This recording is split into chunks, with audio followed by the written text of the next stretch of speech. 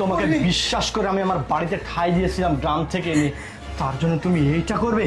তোমার কাছ থেকে এইটা আশা করিনি। বেরিয়ে যাও এখান থেকে, বেরিয়ে যাও বলতেছি। বিশ্বাস করো না, আমি কোনো কিছু, আমি তোমার কোনো কথা শুনতে চাই না। বের হয়ে যাও আমার চোখের সামনে থেকে, আর কোনোদিন আসবেন এখানে। বের হও। তোমার বাবা দেখছো কি করছে? প্লিজ। কিরে মা, কেমন দিলাম বুদ্ধিটা?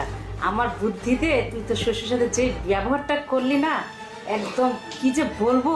হ্যাঁ মা, তোমার বুদ্ধিতে শুনেই তো আমার শ্বশুরকে বাড়ি থেকে বের করতে পারছি।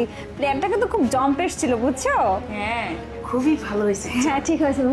আরে আরে কি আপনি এইভাবে আমাদের গায়ে উপরে আসছেন? মানে এই লোক কত বড় সাহস! আশ্চর্য! বের হবে না? আরে বের হবি নাকি আমার হাজবেন্ডকে ডাক দিব আমি? হ্যাঁ বের হচ্ছে? আরে নয়ন, কোথায় তুমি? এদিকে আসো, দেখো কে ঢুকে পড়ছে বাড়ির মধ্যে। বের হ, বের হ বাড়ি থেকে, বের হ বলছি। কে তুই? বের হ।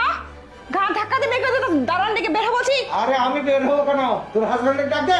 আর নয়ন, এদিকে আসো তো। ডাকতে তো। আরে বড় এই সাহস! কি হয়েছে? আর দেখো লোকটা এখানে এসে কি করছে দেখো। এই, কে আপনি? আপনি অনুমতি ছাড়া বাড়ির মধ্যে কেন ঢুকছেন? অনুমতি ছাড়া কেন ঢুকেছি? আশ্চর্য ব্যাপার। এই কে আপনি? আবার